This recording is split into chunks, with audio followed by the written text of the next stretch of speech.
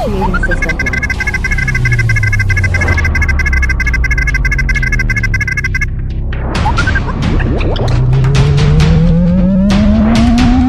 System 1 loaded.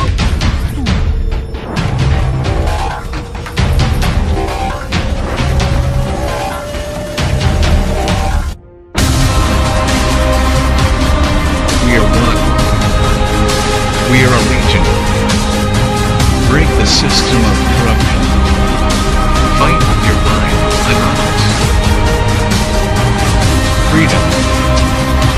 Justice. Liberty. Hope. Love.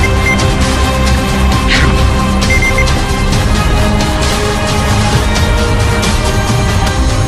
Anonymous.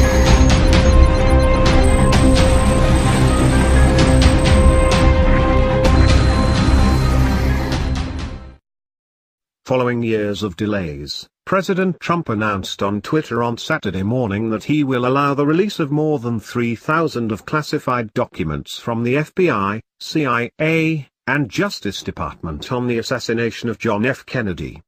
The unexpected announcement means that a trove of previously unseen documents will be released by the National Archives by October 26.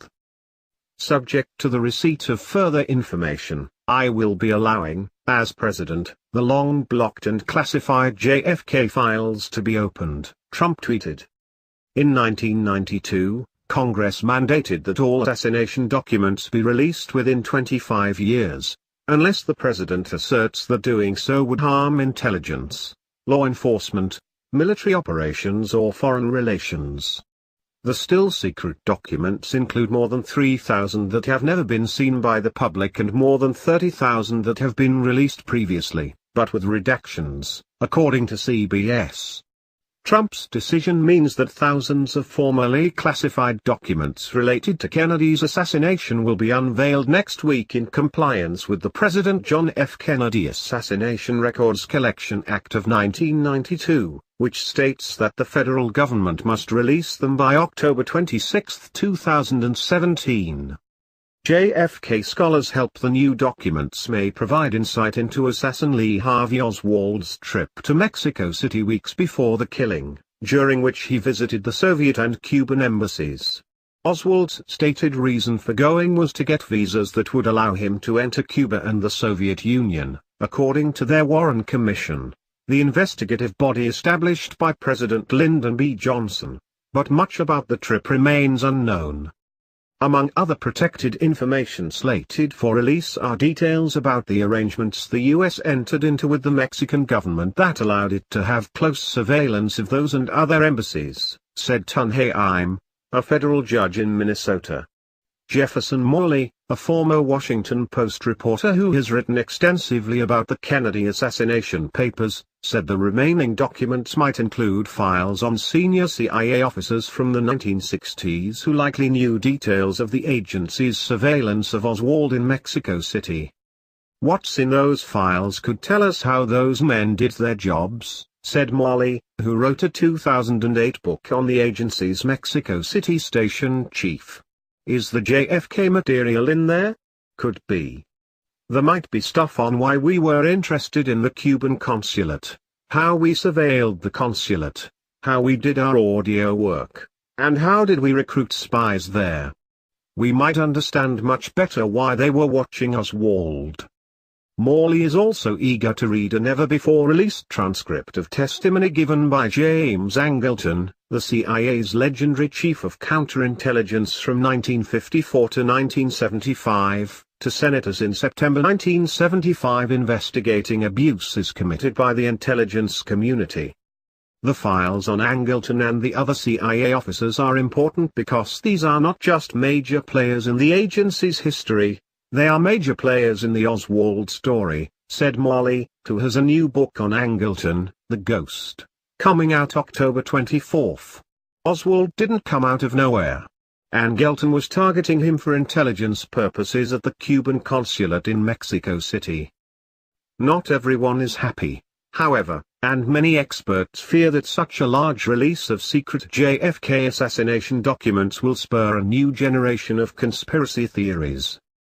Additionally, Politico reported that Trump administration officials were concerned that some of the documents created in the 1990s contain information on recent U.S. intelligence programs and might not be released. Nonetheless, White House spokeswoman Lindsay Walters said that the White House is aiming to ensure that the maximum amount of data can be released to the public under the Act. Overnight, their WAPO confirmed, reporting that President Trump is being urged to withhold the last batch of government documents that could shed more light on the 1963 assassination of President John F. Kennedy. A National Security Council official said in an interview that federal agencies are asking the president not to release an unknown number of files held by the National Archives and Records Administration related to Kennedy's murder. There will be a request made to the president to withhold documents, absolutely no question about that, said the NSC official, who agreed to be interviewed only on the condition of anonymity.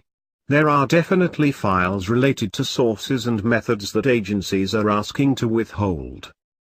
The official declined to identify which agencies are asking Trump to keep some of the Kennedy files secret, saying only that the Security Council is coordinating the requests. Meanwhile, as we reported last week, longtime Trump advisor Roger Stone was urging Trump to release the files, and said in a recent interview he felt optimistic that Trump would make it happen. Stone claimed that the CIA is urging President Donald Trump to delay disclosing some of the files for another 25 years. They must reflect badly on the CIA even though virtually everyone involved is long dead. Earlier this month, Roger Stone, the political consultant and Trump confidant, reported on his website, Stone Cold Truth, that CIA Director Mike Pompeo wants the president to delay the record release for another 25 years. Stone, who co-authored a best-selling book in 2013 called The Man Who Killed Kennedy, The Case Against LBJ, said in a post-interview that he opposes any delay. What is the government hiding? He asked. The issue now is transparency. Earlier this week, Stone said that he spoke to Trump himself and urged the president to release all the documents. Yesterday, I had the opportunity to make the case directly to the President of the United States by phone as to why I believe it is essential that he release the balance of the currently redacted and classified JFK assassination documents, Stone said. A very good White House source, not the president, told me that the Central Intelligence Agency, specifically CIA Director Mike Pompeo, has been lobbying the president furiously not to release these documents. Why? Because I believe they show that Oswald was trained, nurtured and put in place by the Central Intelligence Agency. Stone said it wasn't clear what Trump will do. He did not tip off his current decision, Stone said. We're going to have to wait. But he was all ears.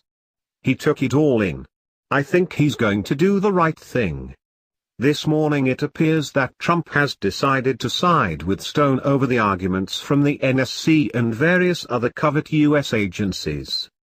It's interesting to us that this president could indeed release these documents. Remember Volume 5 on Oswald mysteriously came up missing a month or so back, and we believe this won't be the last time the missing volume will be brought up, especially if Trump follows through. This is the equivalent of the president releasing documents of the very agencies that, from behind the scenes, control and/or manipulate every aspect and action of government, including that of a president. Usually for the sake of agendas of the likes of the United Nations, the Council on Foreign Relations and especially the elite central bankers. These agencies are subversive and suppressive to the long sold-out natural function of the United States government and should have been disbanded and shut down years ago. These agencies don't care about freedom, liberty, sovereignty nor security, but rather power, control, information collecting and manipulation. They are a direct threat to the sovereignty of the United States. They carry out only the global goals of, in the end, international elite bankers. They only protect or pursue the global interests of private central banks such as the Federal Reserve. These banks, controlled by those such as Rothschild, issuing currency to governments at interest, sets up the biggest fraud that could ever fall on a nation and its people. They are directly tied in, and the CIA is head of that snake that sits within the United States, but their masters are abroad. They are guilty of many crimes against humanity, not limited to but including mass murder. This president, if he follows through, appears to be taking some risk here. Let's not forget that these people, as most will find out, killed President Kennedy for trying, among other things, to end the Federal Reserve central banking system and restore the sovereignty of the United States. This apparent risk should be contrasted by the simple fact that Volume 5 of these files is missing, and that volume specifically was on Oswald himself. While it would seem Trump and his actions would keep us in a state of guessing, that is overshadowed by the facts of numerous elite, globalism supporting appointees and the many policy reversals on geopolitical issues. This all comes to no surprise, as he indeed has deep ties to the elite and is not and should not to be trusted. If he really wants to build trust, or as he would say, make America great again, he could do a few things. For instance, begin issuing and printing the United States' own independent interest-free currency. Perhaps acknowledge the crimes being carried out by the state of Rothschild on Palestine, or how about their continued aggression against Assad in Syria, as well as their indirect and direct support of terrorism in the region. He could even advocate for the end of support for the United Nations and its subsequent removal of their headquarters from the United States. What about the thousands of homeless in this country? Many include the country's bravest, our veterans, whom dutifully served their country. What of them? Which brings us to our next point. He could acknowledge, investigate, or at least mention the many reports coming out from Florida and Texas after the hurricanes about FEMA and the disappearance of many of the homeless in those areas. You see, but he won't do these things. It's Anonymous that must draw attention to these crimes and issues. It's why with each passing day, the idea grows stronger and stronger, and there will come a time when our combined screams for reform will become so deafening they will have no choice but to be heard and acknowledged by those in power, and on that day, the power they took from the people will be returned to the people. We are Anonymous. We are Legion. We are the revolution. Expect us.